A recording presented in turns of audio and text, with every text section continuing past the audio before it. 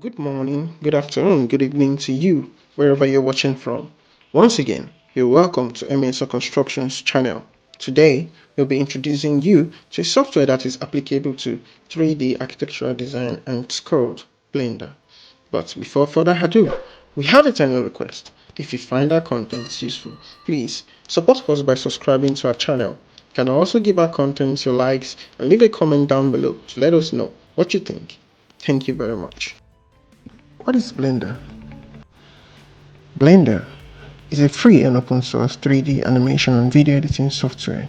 It also provides the entirety of 3D pipeline, modeling, rigging, animation, simulation, rendering, compositing, motion tracking, video editing, and game creation. Blender is a cross-platform that runs equally well on Linux, Windows, and Macintosh computers.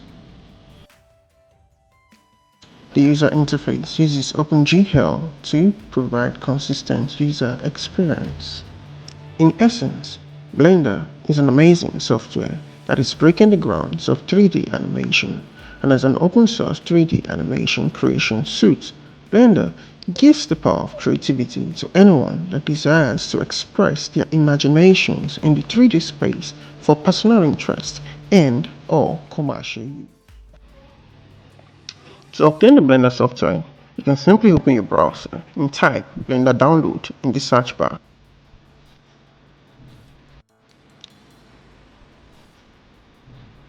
From the results of your search, identify the Blender multimedia design on their official website www.blender.org/download. You may also enter the link to the official website directly into your search bar. Click on the download button below the link or simply visit the official website to know more about your download options and the Blender Foundation. On the official website, you'll find the latest versions of Blender on their download page. Download options readily available for Windows, Mac, and Linux operating systems. You can also click on the download option icons for other downloadable versions. The downloadable files are data-friendly and light, and once you download the file that is compatible with your operating system, you can go on ahead to install it by clicking on the download setup and follow the instructions for installation. For example, I have a downloaded version of the setup on my PC, and it's an update of an old version of the software. Here is the setup in my downloads, and like I previously stated, all you need to do is to click on the setup and follow the instruction for installation. During the process of installation, you can create a shortcut for the software on your desktop or anywhere that is convenient for you, and once the installation is complete, you may double click on the shortcut that you created to get into the 3D interface of the Blender software. In the 3D interface of the Blender software, an overlay of shortcuts appear on your screen over the 3D interface. The overlay provides quick access to the Blender interface of your choice and previous projects that you have done in Blender. On the left hand side of the overlay, you have the General 2D animation, sculpting, VFX, and video editing. And on the right side, you have the previous projects that you have done in the past. This could be empty if you are new to Blender. On the bottom left, you have the open icon and recover last session icon. On the bottom right, you have the donate button in case you are interested in giving back to the Blender community with your donation. And below it is the what's new icon for online check on updates. However, if your aim is to begin a new project in the Blender 3D interface, you may instantly get rid of this overlay by clicking on your left mouse button outside the overlay. The overlay vanishes, and in the 3D interface, you have your default cube. You are now ready to begin a new project and could work with the default cube or delete it if it's not needed in your new project. To delete the default cube, you can simply move your cursor to the cube and click on your left mouse button to select it, then press X on your keyboard. The delete option pops up and you can click on it to delete the default cube. Voila! Congratulations! You are now ready to begin your new project without using the default cube. When you open the software, as discussed, this is going to be what you get. You have your default cube. This cube can be used for, you know, creating other stuff. From a cube you can draw, you know, some other things. Most of the time when you want to do projects on Blender, especially when it comes to architectural building projects, you might not be needing this default cube because you have to work with a plan and you have to generate a plan in the background. So have a plan in your background. You need to first understand some basic things about the tools that are applicable in Blender. And I think we should go through all the tools, some of the tools, because we can't go through all the tools. There are a lot of tools. So first and foremost, you have the edit mode and the object mode, and you'll be using this edit mode and the object mode, especially throughout most of your projects in architectural designs, because you are not going to animation. Because we are not going to call animations, not yet anyway. So right now we are already in the object mode. You can see it here in the object mode. So to tab into edit mode, you can go to your edit mode here, you know, or you can just press on your tab, then you go to the edit mode. As you can see, we are now in the edit mode. And if you want to go back to the object mode tab, there are other interfaces of here, but these are usually used for animation stuff: sculpt mode, vertex paint mode, weight mode, or rigging, and texture paint mode too, or, you know, texturing advanced drawings. But we won't be going into that for architectural design. Blender is a software that can be used for a whole lot of different things. Now that we know that we can tap into object mode, into edit mode and object mode, let's explore other options. One thing I like to do when I want to draw is I want to make sure that my drawing is drawn to scale, and to do that I go to this property, measurement property here, to adjust my units. So I see these metric systems. If you are someone who is more familiar with the imperial system, you could use the imperial system right here, but I love using metric system and I love using millimeters. So you see, you can always adjust that here to millimeters, so I can easily work with my drawings. That's that about that. So on this plane you have, you know, whatever, the two setting box. This place is very, very important because it's where you have your render engines, and you can use the Eevee render engine or the Cycles render engine. The Cycles render engine is the preferred render engine because it gives you something that is very, very close to real life engine. And when you have a very detailed drawing, it might take a while, sometimes hours, for it to render.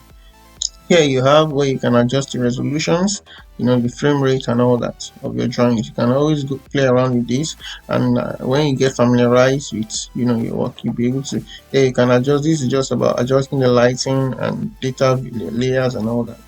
Yeah. So this place is where you adjust your camera, the scene camera and all that. This is the camera of the scene, you see. And then one of the things you need to do if you want to adjust the camera to the view, you can just press hold, you see. When you press hold, it adjusts your cameras. It makes you see what you're going to be rendering. So this is what we're going to be rendering. So you can always adjust this. You can always adjust it by using your your transform buttons and your mouse button, you know. So I use you click on it, then you press G. G is actually for moving stuffs, and then moving stuffs around. Then you can move it towards the y-axis, you can move it towards the x-axis, you can move it also towards the z axis. Then if you want to move it towards two axes at the same time, you press shift. You press the first axis you want to move it at, then you press shift, then you press the opposite of the axis you want to move it at. Like now I press shift, it was x, I press x, then I press shift z because I want it to move towards the x and the y axis. If I want to move towards the x and the z axis, I'll press y. So now it's moving towards the x and z axis. We'll be touching on all these things later in our lessons, but these are just the basics that you need to work with. This is your gizmo, where you can also control your axis rotation and all that, you know, axis rotation and all that. Then you also have your numpad key to control your axis rotation. See, if you go to 7, it gives you this plan view. You go to 8, it gives you kind of view, you know, orthographic view. That then 9 is like the opposite of 7, numpad key. Let me try to make this easy by enabling my screencast key, I think, yeah, so that you'll be able to see exactly what I'm working on. So I'm just trying to compress this whole video, so so that you can get 1 or 2 tips on how the Blender interface works. So to get rid of this, I can press N. Can you see here? So to bring it back, I can press N. To get rid of to bring my tools also on this side, I press T. To get rid of it, I press T, even though I hardly use all those tools in my works. So now you see, we're working on numpad 1, numpad 7, like I said the other time, numpad 9, I have numpad 6 and all that.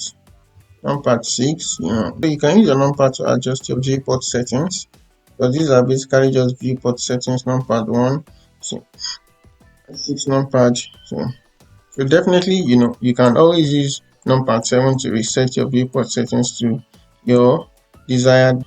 You can delete this default cube by pressing X, and you can always undo whatever you do by pressing Ctrl Z, redo by Ctrl Y and all that. We have here the world settings. This is the world. Everything you see here is the world. So if you go to these settings, you can always adjust what you want your world to look like. If you want it to be brighter, darker, anything you want it to be, and you adjust the strength. This I was bringing it down and all that. You can adjust the strength of your work, even though most of the time to better adjust this, you need to go to compositing.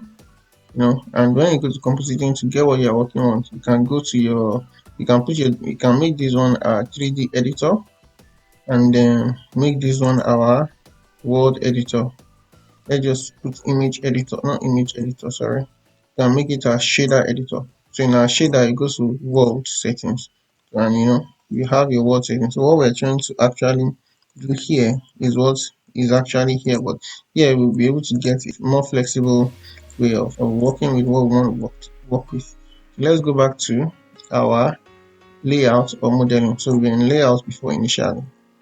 So these layout and modeling are quite similar when it comes to when it comes to viewport, but I prefer using layout settings. So but in my layouts now, I have all my settings done.